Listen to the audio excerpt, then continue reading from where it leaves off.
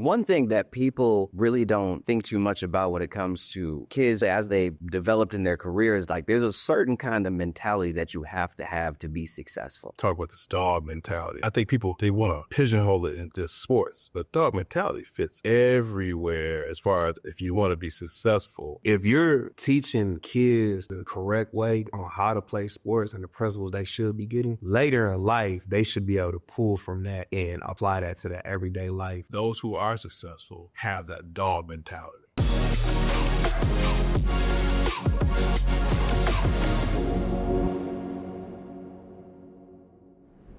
What's up, everybody? Welcome to another episode of the Today for Tomorrow podcast. Bring your sons to this episode. Mike, you want to go ahead and kick it off? Yeah, so today we talking about that dog mentality. One of my favorite things to talk about is just having that that tough mindset that can just get you out of really any circumstance. Like, it doesn't matter what set of circumstances you find yourself in. If you have this certain type of mentality, then you can get yourself off and over those obstacles. And I think how it was sparked was we were just talking about kids, exposure, putting the right tools in their toolbox. And we started, off air, just going through different examples, some from our childhood, some from other kids that we saw. And we were just trying to figure out, like, what separates, the kids that seem to kind of get it and turn into, solid young men versus some of the kids where you see them and you just know, like, man, they aren't ready for what the world has. And one of the examples that we used was some of these kids are legitimate wolves. Like, they got a wolf-like mentality. And if your kid has a mentality of a sheep, where a sheep is literally, they have to be protected at all times. They don't really have any natural mechanisms to defend themselves. And you put the sheep in the wolf's den with the wolves, it's going to be a bad mix. So today we just wanted to just kind of really break down, unpack. This might be a great episode for some of the moms that check us out that are raising sons, just to, get some of the information, but because we want to really break down like what we feel some of those ingredients are that build a certain type of man. I wanted to go, you made me think about it. Because you were talking about a drill before we started rolling, that your son and who was in the program, and then y'all had to do, it made me think of like, what is it called in football where, everybody's like pretty much in like the shape of a football. And then you got, someone's the running back, the other person, it's not like open field tackle, but the point is you're going to have to hit. We used to call them Oklahoma drills. Oklahoma. That's exactly what. So when I did flag football. My parents put me in flag football before I was old enough to actually do like contact football, like with pads and everything. And so my first year in contact football, they put me in POW, Detroit POW. And if anybody who's in Michigan, you know that POW is where you're going to get the hood kids. You're going to get a lot of them. And so you're going to get the parents and the coaches, all of it. It's just the whole hood situation. And so my parents put me in that one first for my first year of football. And I ain't never wore pads before. Like, this is all new. And so I think one of the first practices, we had the Oklahoma drill. And I'm putting on pads for the first time, period. Like, this is the first time I'm doing this. And so we go up. And so they're like, all right. So I watched a few kids do this thing. And I'm like, okay, cool. So the one person gets the ball. You trying to kind of go through the other person and make it. Okay, cool. And so I get up for the first time. And I think I'm the one, I have the ball. So I'm supposed to go through this person. And so I go up. And then like he tries to like tackle me. I'm like, I just kind of like I didn't fully hit him because I'm like, what are you supposed to do with your arms? Like, aren't your arms too exposed in this kind of thing? It's just so they're like, no, you're supposed to act. You got to put your shoulder down. You got to hit him. Now, like I think the dude tried to tackle me or something, but I guess he just didn't know what he was doing either. So like, I ended up just kind of getting around him because like his technique was pretty trash. So I just kind of got around him, but they're like, no, you're actually supposed to hit the person. Okay. And so I waited my turn, went around again. And then I came up and I'm like, okay, so you're supposed to actually run into the person. This just doesn't sound right. This doesn't even make sense. Why would I run into this person when I can go around it? Like there's a barrier in the way. And so, but I went and I hit him. I'm like, oh, got it. I get it now. That's why so your arms are okay. You're not about to break everything, but you actually are supposed to go through this. But in this whole experience, like, it kind of, first off, I kind of came out of this shell of like understanding. Like I didn't realize like how the paths was supposed to work and everything. But in that experience, like being in Detroit PAL, like I learned how to hit like for real. And so like when it came after that point in time, like I was a DB and I was trash like that first year. Like and they also had like some politics. But one thing that they knew is that I was gonna go. No matter who was in front of me, no matter who it was, no matter how big, small, whatever, and my tiny little self, I'm going all in at this person. And it was every time. And I think it almost gave, like, I almost earned like a rite of passage in my parents' mind because I remember they used to sit, the parking lot was right behind the field. Mm-hmm. And so they would just sit in the car and watch the kids play. They wouldn't be out there, because, everybody would be seeing them and all this other stuff. And, you might do something different because your mom's standing there. So they would sit in the car. And I didn't know that she was sitting in the car. And so she was just sitting there watching me. I was on the sideline. And then some kid came up and just hit me just out of nowhere. And we on the sideline. We ain't in the game or anything like that. Like, well, this is practice. But he just came up and hit me.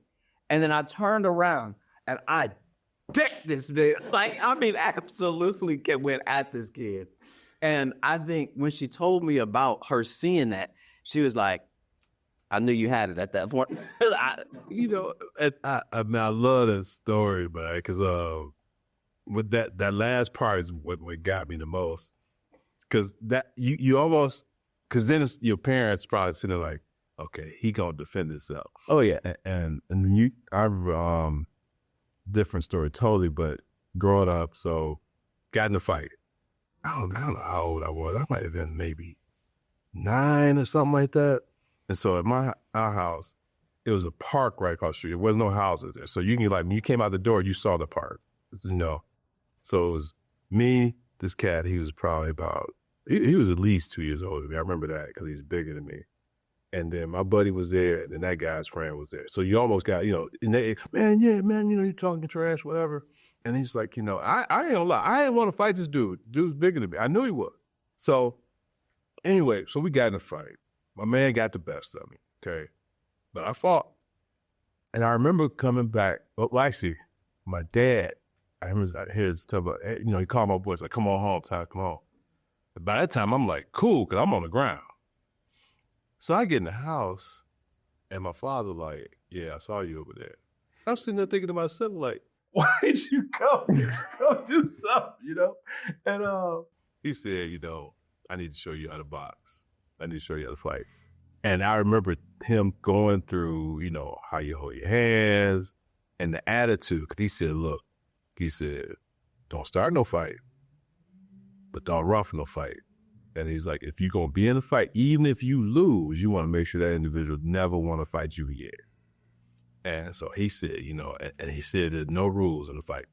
And so I just remember that, he was shaping my attitude right there. Like you had to have a certain attitude when you go to fight. Like you developed the attitude in that situation. So that's when we talk about that dog. To me, it's about that attitude. It's all about the attitude because what's in you is going to flow out of you. Mm-hmm. You know what I'm saying? Your energy is going to speak for you before you ever have to open your mouth. And because the kid that least wants to get into the fight is the one that's most likely to leave with a black eye from the playground, to be honest, because other kids, they snip that out. And, kids being kids, like, mentality. Yeah, they're trying to figure out who's who. But So, like you said, that's the best piece of advice. You never start a fight, you know, and if you can, you try your best to avoid it.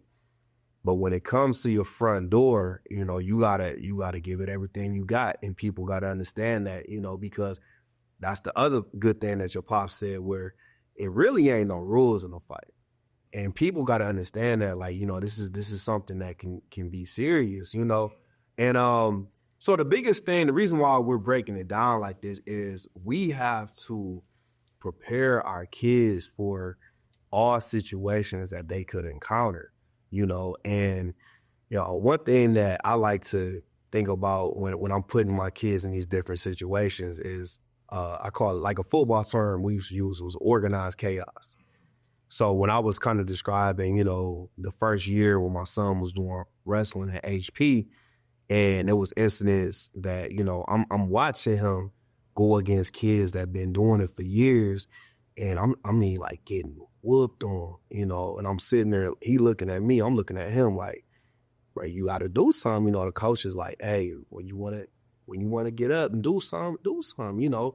And over time, I start to see my kids find that fire inside. You know, we would talk about it like, listen, you know, how did he get you?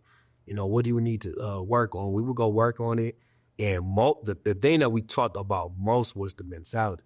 Listen, you might be down, but you're not out. You don't ever quit. You don't ever surrender. And over time, that shifted. You know, they end up becoming the beast. They end up becoming the more veteran kids where they got the upper hand on a lot of kids. And I would explain on that side, I would say, listen, lead with humility. You know what I'm saying? Don't just dog walk a new kid because you know you have the technique and they're new to this. Take them through it. You know, help them to understand. Tell them your story of how you had to overcome adversity, because end of the day, that's all we're doing is we're allowing our kids to go through adversity because we understand, like, most great nuances and personality traits are really shaped and discovered through times of adversity. Yeah. I think, you know, what you said there too, and I think about my pops and what you're doing with your kids. It's like, and that's where parenting, I think, is like, you know, I look back at that, and my dad, and like you doing, he know I needed that. You know what I'm saying? And I think sometimes you can try to, man, unfortunately, I think parents take the dogs out of their kid. They take the dog out. They make them into sheep and don't even know, because they're like, oh, I don't want him to be a wolf. I don't want him to be a dog. But it's like you hurting them in the end because you making them weaker, or her weaker even. In the process, and they flaying. Yeah. Because, well, I mean, shoot, when they are not with you, now they ain't got nothing. No, they ain't got nothing to pull on inside of them to defend themselves when life start really life. Because this doesn't just apply to like a fight or sports or anything. This applies to every area of life. So, and that what you were just saying, like, I remember, because the next part of that was similar to what you are actually intentionally doing with your sons. It's like, I was actually, Pal was this whole situation. They ended up putting me in Pop Warner, but when I got to Pop Warner as my second year of football, it was a completely different situation. Like, I mean, very quickly stuff started to happen in football, and it was because of, like, I got my footing in this other kind of environment where I had to, it's either you're gonna figure it out or you're not. And so, like, that, because of that molding, that shaping of that other environment, when I got into one that was a little bit lighter, oh man, it was too easy. You tore it up. Right. And so it's like the whole mentality part is crucial, because that is the thing. Now, bridging it over to other parts of life, you find this in the workplace, where you might have a situation on your plate, or you might be next to somebody, and you can see, actually, personal experience. I remember, and when I was at Michigan State, I was in the media part of it. It was called Spartan Vision. It was like the media arm of the athletic department, and so that's what we made, like the Spartan All Access show, like the in-house game, all of that stuff. And I was just learning how to edit. I was just learning how to, like, do video and everything like that. But there was this guy. His name is Clay. and he was really good. Like he could animate, he could do all this stuff, and I thought it was super cool. And but for me, that same kind of mentality, you know, and lining up against somebody in Oklahoma, I'm like, oh no, you next to me, you're not about to outdo me here. Yeah. So I went home and I'm studying every single night. Like I'm paid for the course online, and then so like I have the school. The school was just like a thing. I did that just because I'm here. But what I was most interested in was everything I was doing with Spartan Vision. And I'm going to make sure that everything I do at home helps me so that I can be better when I'm at Spartan Vision, because Clay ain't going to keep outdoing me. Yeah. No, absolutely not. So that mentality, what you were just mentioning there, it was like it translates. That's why I think sports is so valuable. Sports can be an amazing tool if they're done right. And that's why it's so important to find a correct environment and have diverse environments within sports. Like, let your kids try all sports. Don't just think football, basketball, like, you know, traditional stuff. Like, let them try everything. My kids, they're in a chess club. They do the STEM activities. You know, like, I don't know what their flame is truly going to be, but I know one thing, like, even when we're mentoring, man, that's all the kids talk about. Football, basketball, football. And we're like, listen, I love to hear about your sport. I do. I love sports. But I would also love to hear about something other than sports. But sticking on the good traits of sports, it helps you find that fire inside. And once you understand that type of mentality that you can have, and you've seen yourself achieve certain things, like you said, that is transferable to every walk of life. Yeah. Because I'm the same way. Like, everything that I do, I compete. Like, I call real estate, like, this is a lifetime sport. This is my lifetime sport, man. And I'm not just looking to be here in this league. Like, I'm looking to be a Hall of Fame impact type of personnel in this space. And every day that, you know, I wake up and I get to participate in this sport, it's not like, man, I gotta go drive and look at houses, or I gotta go analyze this product. Like, no, I get to do this because this is what I truly love doing. And I'm super competitive with myself. I'm motivated by others, but I'm not competing with anybody else. Man, that's there's a lot in that. I mean, I think the last statement, who you compete against, and that whole dog mentality, like even what you said, Martell, it's like, yeah, my man over here, Clay, is good.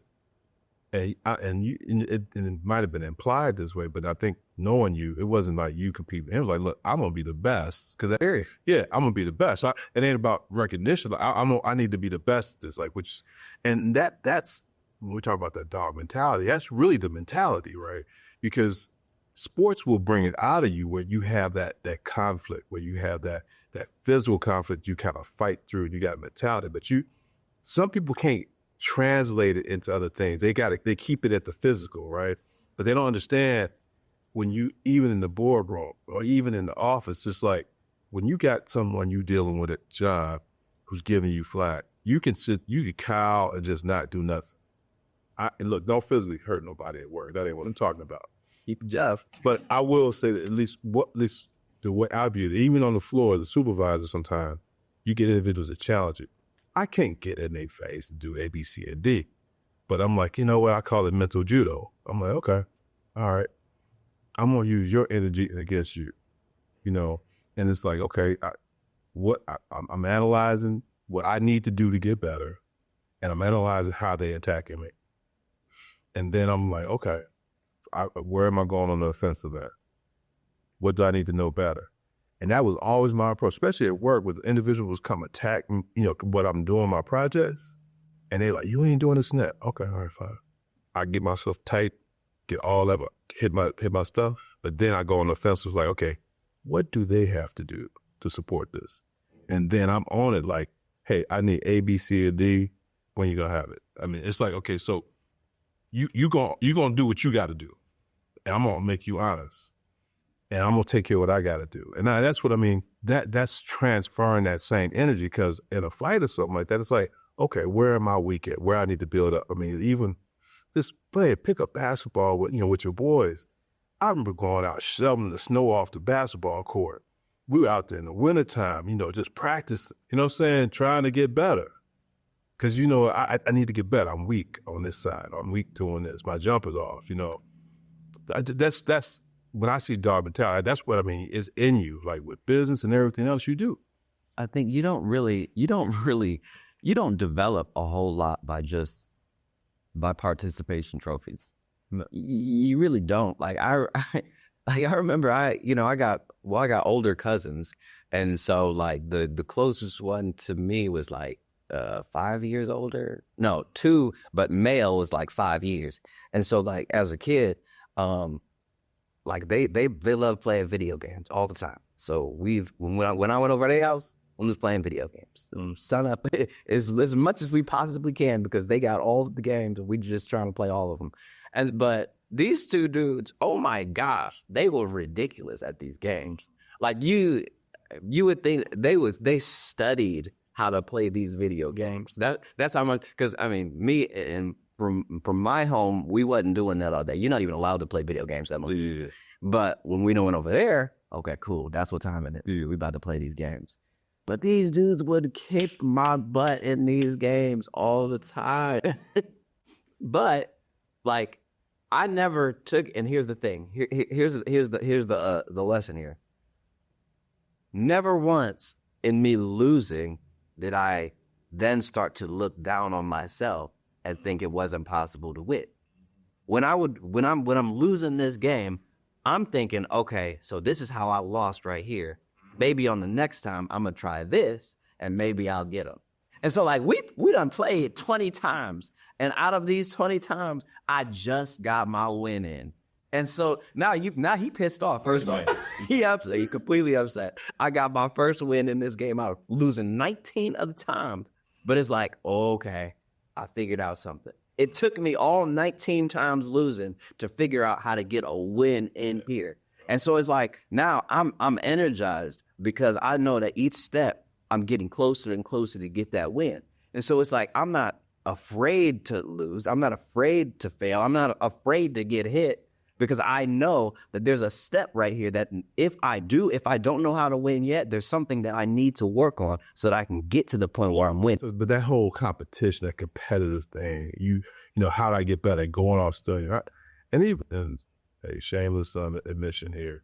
So my nephew, man, he Gran Turismo, this driving game. And my wife, this showed me and my wife, we both are competitive nature people. We don't compete with each other, but we both have a competitive spirit. So my nephew come over there. We didn't think he ever played this game before. So we playing this game. It's our game. He playing it, you know, he know all the songs in the background. He killing us, talking trash. Now he a little boy. He about, I don't know, 10, 11. And I'm sitting there, little joker. You know, I'm thinking I'm pretty halfway there. Man, when he left, oh yeah, I'm gonna learn this game. Yeah. So it's an attitude, man. I think that's something that's divorced from anything you do. It's like you have that attitude. Now you're not obnoxious with it, but the point is that I need to improve. I need to get better with this. You know. Yeah. One thing I thought about, like going back to your story about your first year playing football, and some of the kids either figure it out or they don't. And the reality is, I mean, football ain't for everybody. So some kids figure out fast, like, this ain't for them. However, I have seen where a lot of these kids, or just anybody doing something new, I think we have to do a better job of really breaking things down so that they can digest the information. Because my thing is throwing like a kid, like just put on new pads, helmet, into like an Oklahoma drill, and they're not really sure how they're supposed to hit. Like, that's dangerous, to be honest. That's very dangerous.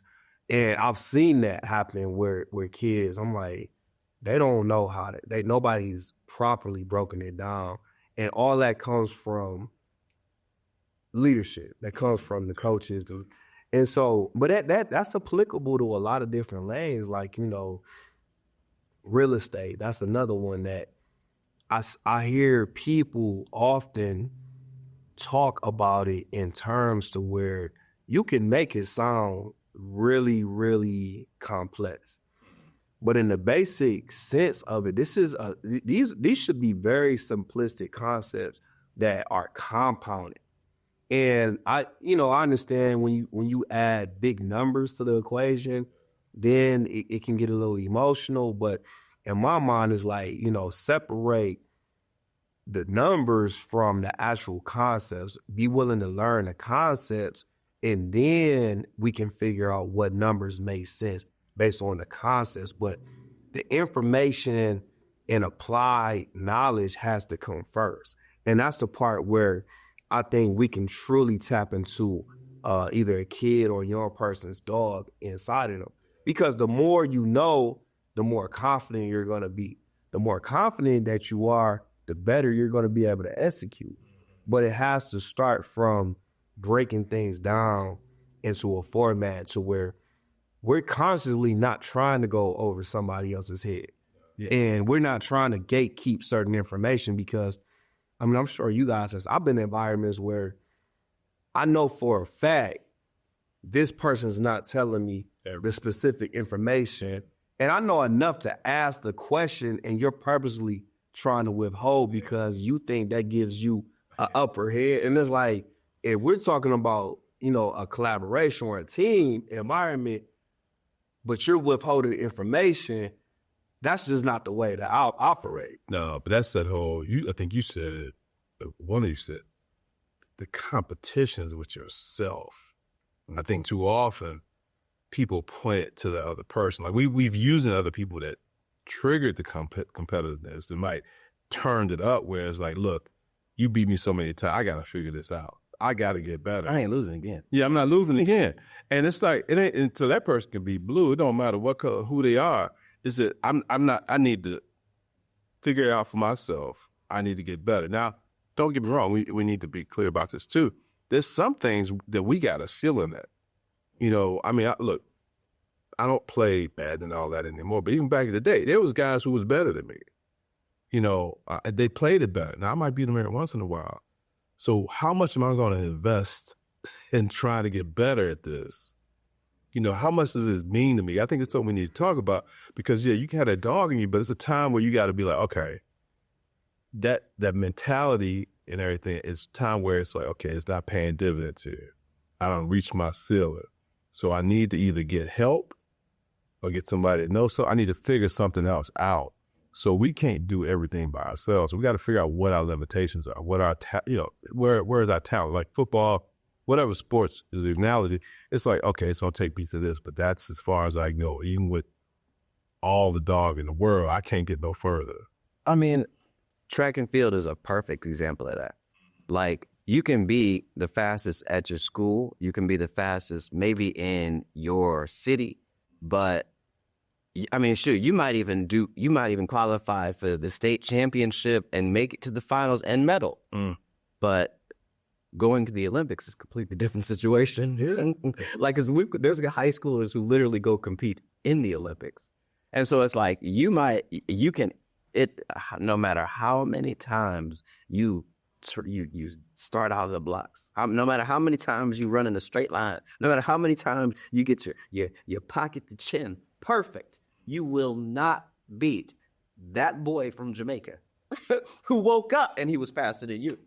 He didn't even have to do none of those drills. He was faster than you. So that's the one thing that I always kept in mind with like track, and that's a big reason why I chose to do hurdles. It's because at least I got to fight here. Like I know the same thing. The mentality is like, well, if we just competing on who's just straight up the fastest, who can run from this point to that point, then there's going to be a lot of people who just are better than me, and they didn't have to work for it. At hurdles, you're going to at least have to work for it to a certain extent. And so it's like, I know that I can do my hurdle drills better than you. So even if you faster than me, but you can't get over the hurdle as fast as me, I'm going to get to that line before you. And so it's like, I knew that there was a ceiling in other areas, but I always liked the one where it required a little bit of work in there. Well, and I love the analogy because it kind of goes right what we're talking about. Because if you saw that and you say, okay, I can take what I got, I can use it over here, I could be more effective and more successful. So, it's almost like that individual, okay, yeah, great college player, but now you know what? I don't have the skills, but maybe I can coach. I can take what I know, I can take it to another level. I can coach now. Or I can do something else along with that I can use it. So yeah, you still got the dog in you, but you understand that, hey, you know what? I can take this elsewhere to grow more. I mean, real estate is a great example because it's like, you know, you could say, okay, well, you know what? I might not have this, but I can take this and then do this, this, and this, and then you build on it, right? And you kind of can keep going in same vein, but different direction in the way. It's so many sub layers within larger layers.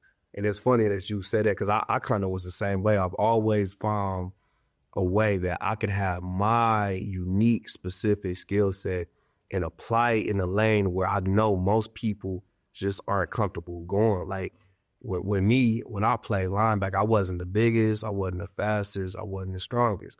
But I just knew, when I looked at it like man on man, I'm going to come at you so relentlessly and so consistently, I'm going to be able to wear you down. Because most people have a threshold where they're like, you know what, I'm done. Like, I'm on the tap out. And if I can outlast your tap out, then I'm going to be victorious.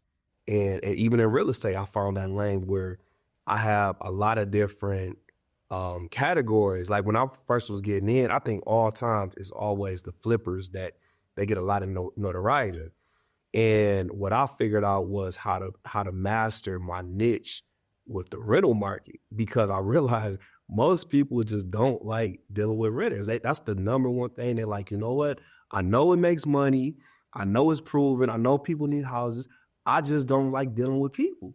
And I say, cool. I don't even try to sell anybody on it because I know this is not for everybody, because it really comes down to the people business. You got to understand and be able to make your peace with, you know, the renters.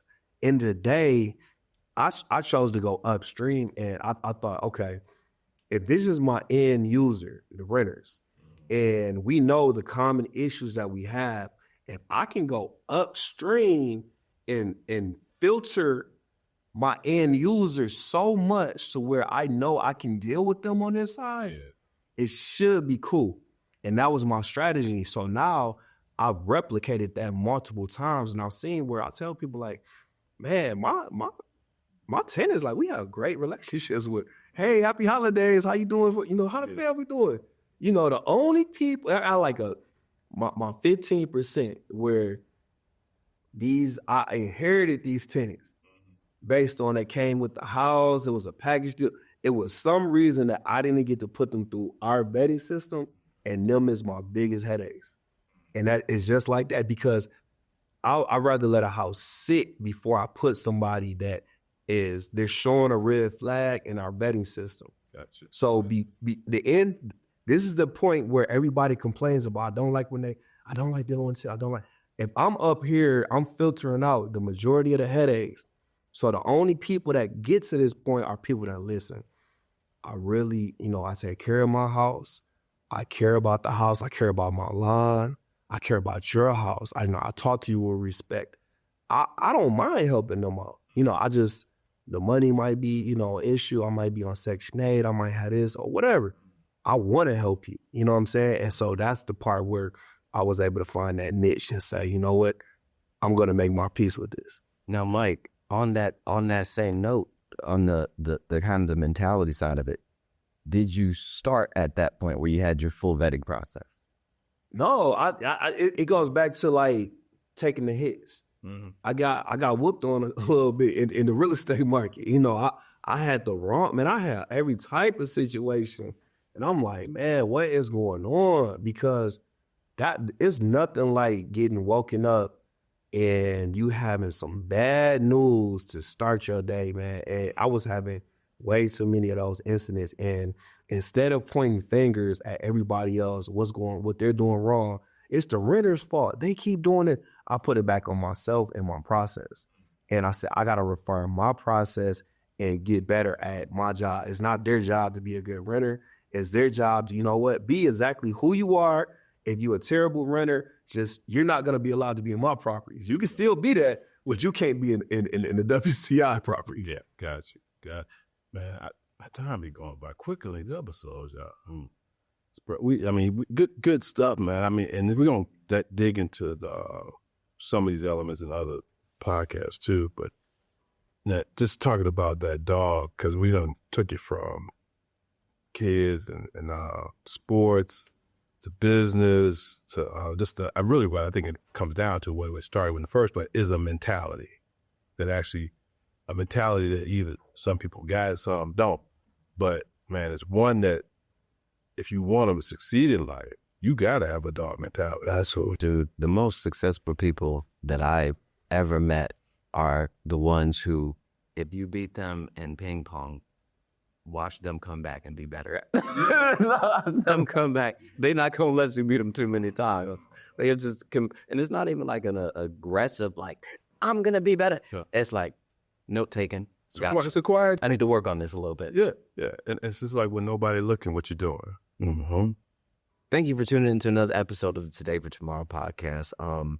There's been a lot in this episode, but it actually took a different kind of light turn than when I thought where it was going originally when we were talking about it. But I think it landed in a really good spot. So if you have not already subscribed to the channel, I want you to go ahead and do that. And before we get out of here, Mike, what you got? Yeah, so today I'm wearing the Men 2.0 show, sweatshirt. So every second Saturday of every month, we have a meeting with the brothers, iron sharpens iron mentality. You know, we support each other, celebrate each other, we uplift each other. So come check us out.